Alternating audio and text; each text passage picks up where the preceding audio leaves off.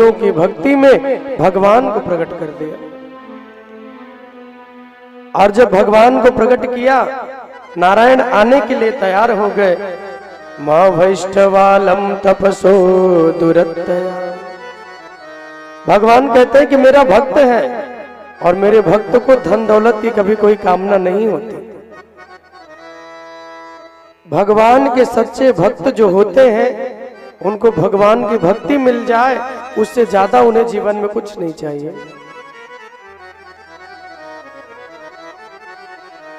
आराधना संपूर्ण हुई है, वाणी से गा रहे हैं। एक चरण पे ध्रुव जी महाराज खड़े हैं। भगवान गरुड़ पे सवार हुए और ध्रुव जी के सामने आके प्रकट हो गए। बोले नारायण भगवान की जय हो, भक्त वत्सल भगवान की जय हो। गरुड़ पे भगवान बैठे और आकर के भगवान सामने प्रकट हो गए।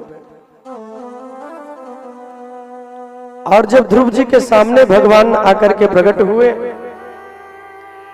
भगवान कहते हैं कि ध्रुव अपने नेत्रों को खोलो, तुम्हारे मन में जो इच्छा है तुम मांग लो।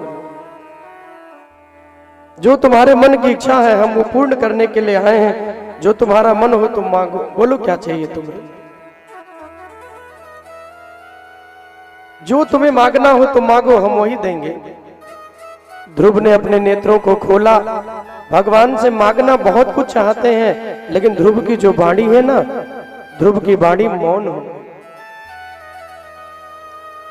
भगवान समझ गए और प्रभु ने अपने शंख को ध्रुव के गालों से स्पर्श कराया। और जब ध्रुव के गालों से भगवान का शंख स्पर्श हुआ तो जो मौन हो गए थे वो वेद वाणी में स्तुति करने लगे। शंख का स्पर्श होते ही वेदवाणी में ध्रुव भगवान की स्तुति करते हैं। बहुत सुंदर सुंदर श्लोकों में ध्रुव ने भगवान की बड़ी प्यारी स्तुति की है कि योऽन्तः प्रविश्य वाचमिमां प्रसुप्तां संजीवयत् किल शक्तिधरा स्वधाम्ना कि अन्यस्त हस्त चरण श्रवणत्व गादीन् प्राणान् नमो भगवते पुरुषाय तुभ्यम् कि भक्तिर्मुहुः प्रवहतां त्वयि मे प्रसंगो अभूयादनंत महतां मलाशयानाम् कि येनाजसोल्बण मुरगसनं भवाब्धिम् अन्यसे भवद्गुण कथामृत फानमतः स वै तदैव प्रतिपादितां गिरः दैवीं परिज्ञात परात् निर्णयः तं भक्तिभावो भवगृणाद सत्वरं च परिश्रोतुर्षवशं ध्रुवचीतिः। ऐसे ही एक नहीं बल्कि अनेक श्लोकों में ध्रुव ने भगवान की बड़ी प्यारी स्तुति की।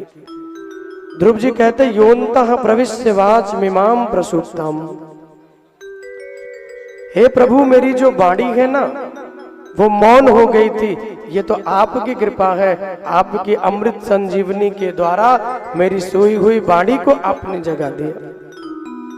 मेरी वाणी तो मौन हो गई थी लेकिन आपने हमारी सोई हुई वाणी को जगा दिया। ये आपकी अहेतु कृपा है। इसलिए प्राणान् नमो भगवते पुरुषाय तुभ्यम्। हे नारायण, हे प्रभु, हम आपके चरणों में प्रणाम करते हैं। भगवान कहते हैं बेटा तेरी जो इच्छा है तू मांग ले, तेरा जो मन है तू मांग ले। बोलो तुझे क्या चाहिए। ध्रुव जी कहते हैं कि अगर मैं धन मांगू तो धन भी कितना दिन काम आएगा। अगर मैं उम्र मांग लूं, जीवन मांग लूं, तो वो उम्र भी बोझ ही है। जो उम्र तो ज्यादा मिले लेकिन उस जीवन में भगवान की भक्ति ना हो। जीवन कम मिले, बहुत लंबी उम्र ना हो, चलेगा, लेकिन कम उम्र में ही भगवान की भक्ति अधिक होनी चाहिए। ध्रुव जी कहते हैं अगर मैं बहुत सालों का जीवन मांग लूं, आपकी भक्ति ना हो, तो जिसके हृदय में भगवान की भक्ति नहीं बाबा मानस में कहते हैं, जीवित सौ समान सो प्राणी, जिन हरि भक्ति हृदय नहीं आनी। जिनके हृदय में भगवान की भक्ति नहीं, वो जी तो रहे हैं लेकिन जीते जी वो मुर्दे के ही समान है। इसलिए भगवत भक्ति हृदय में अवश्य होनी चाहिए। ध्रुव की बुद्धि की व्यवस्था को देखिए, वो मांग भी नहीं सकते क्योंकि भगवान मिल गए। लोग कहते हैं कि भगवान मिलेंगे तो हम ये मांगेंगे, लोग कहते हैं प्रभु मिलेंगे तो हम ये मांगेंगे, हम ये मांगेंगे। लेकिन सच यही है, जब भगवान मिल जाते हैं ना तो कुछ भी व्यक्ति मांग नहीं पाता है। भगवान जब मिलते हैं तो कुछ भी मांगने की इच्छा नहीं होती है, बस केवल भगवान मिल जाए तो आपका दर्शन हो गया, आपकी भक्ति मिल जाए, इतना ही जीवन में बहुत है। राधे राधे बोलना पड़ेगा, जोर से बोलना पड़ेगा।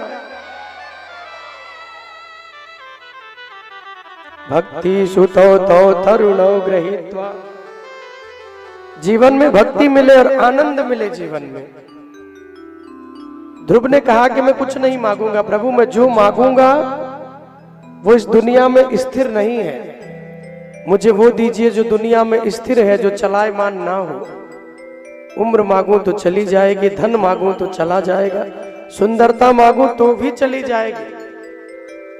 कोई आज सुंदर है तो कल होगा, इसकी गारंटी नहीं है।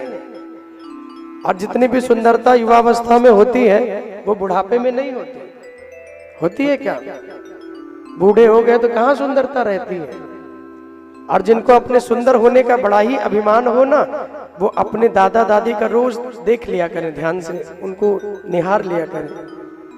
कभी वो भी आपसे अधिक सुंदर थे, लेकिन उम्र बीतती चली गई, उम्र के एक पड़ाव में आकर के उनकी भी सुंदरता स्थिर हो गई।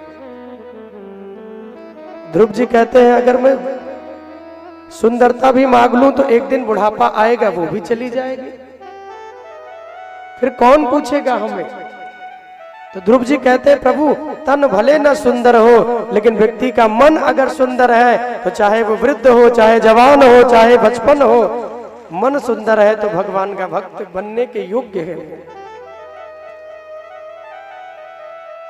तन को रोज सुंदर बनाते हो, कभी मन को भी सुंदर बनाया कर। कि तन को रोज सजाते हो प्यारे, कभी मन को भी सजाया करो।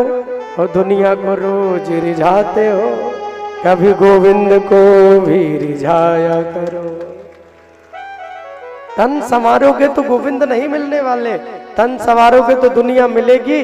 और दुनिया वाले क्या करते हैं वो आप भी जानते हैं। जब तक स्वार्थ है तभी तक प्रेम है, जिस दिन स्वार्थ पूरा हुआ झट हाथ छोड़ा के भाग जाएंगे, कोई भी हो। नहीं साथ देने वाले, सच कह रहे हैं।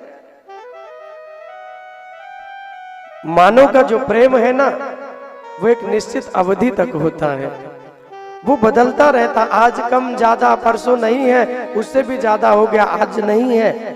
लेकिन भक्त भगवान का प्रेम, ध्रुव कहते हैं प्रेम दीजिए प्रभु, भक्त भगवान की भक्ति दीजिए, जो एक जन्म नहीं, जो निरंतर जन्मों जन्मों तक भक्त भगवान की भक्ति चलती रहती है। मुझे वो भक्ति प्रदान कीजिए। क्या मांगू कछु थिर न रहाई, और देखत नयन जगत चली गई। कि एक लख पोत सवा लख नाती, हतारावन घर दिया न बाती। एक एक लाख जिनके पुत्र हो, लाखों में जिनकी संतानें हो, रहा न कुल को रोवनिहारा, राम विमुख असहाल तुम्हारा।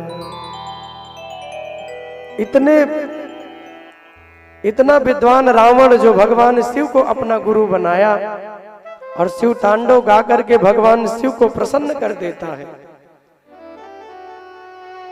इतना बड़ा उसका वंश, भगवान शिव का अनन्य भक्त था, देवताओं को अपने महलों में बांध के रखा था।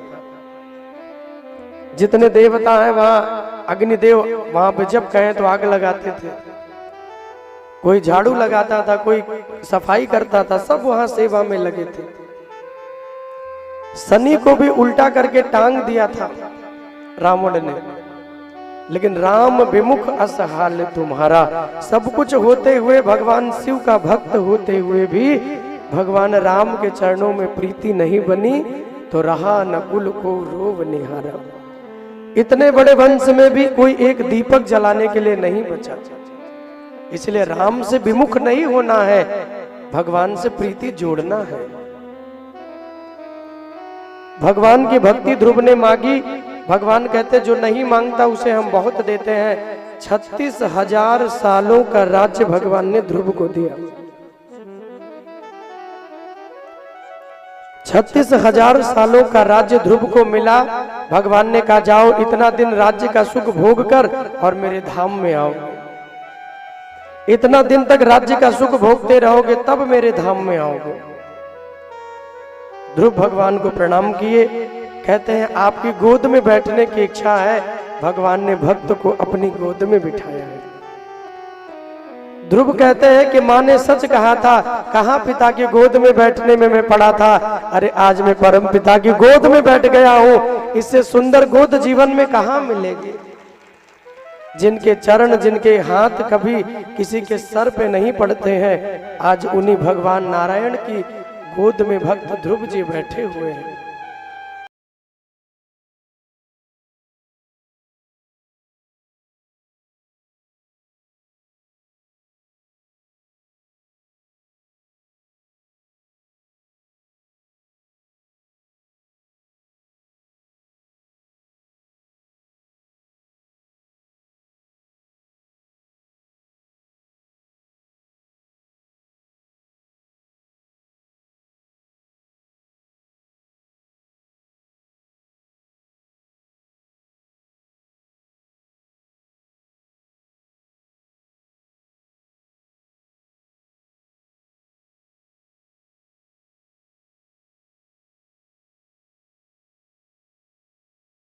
ना आज वही माँ सबसे पहले आरती लेके ध्रुव के सामने खड़ी है। और माता जी कहती हैं आओ ध्रुव, मुझसे भूल हो गई, मैंने तुम्हें जंगलों में भेजा, सबसे पहले मैं तुम्हारी आरती उतारूंगी। ध्रुव जी कहते हैं माँ तुमसे भूल नहीं हुई,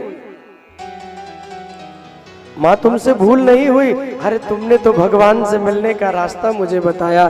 तुमने अगर ठोकर न दी होती तो मुझे भगवान की याद ना आई होती और मुझे गोविंद की प्राप्ति न होती।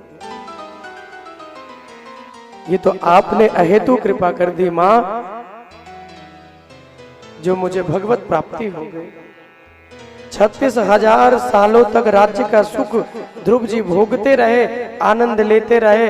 और जब भगवान के धाम आने लगे ना, तो मृत्यु देवी आकर के खड़ी हो गई। और मृत्यु देवी ने कहा कि ध्रुव तुम अपने एक चरण को मेरे मस्तक पे रख दो, सबको मैं मुक्त करती हूँ, लेकिन भक्त के रज को पाकर मैं अपनी मुक्ति स्वयं बनाना चाहती हूँ। एक चरण उठाया भगवान के भक्त ध्रुव जी ने और मुक्ति के सर पे रखा और देवता विमान लेके आए तो विमान में जाके बैठ गए। बोले भक्त वत्सल भगवान की जय हो। राधे राधे बोलना पड़ेगा, जोर से बोलना पड़ेगा। एक चरण उठा के जाकर के विमानों में बैठ गए। और जब विमानों में बैठे, विमान में बैठ के चले तो अपने माता जी को याद करने लगे। बोले आपने हमारी माँ को तो नीचे ही छोड़ दिया।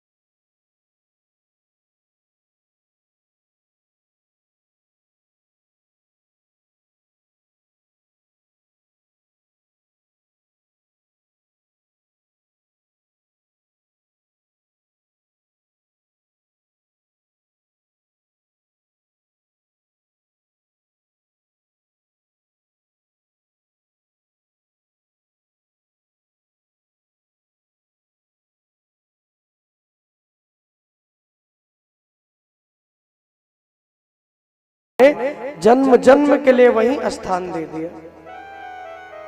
आज भी जितने तारे दुनिया में हैं, उन तारों में आप देखते हो तो ध्रुव तारा आपको सबसे बड़े नजर आते हैं। जो सबसे बड़ा तारा होगा और सप्त ऋषि जिसकी परिक्रमा 7 तारा उसके किनारे किनारे घूमते रहते हैं, वही ध्रुव जी महाराज हैं।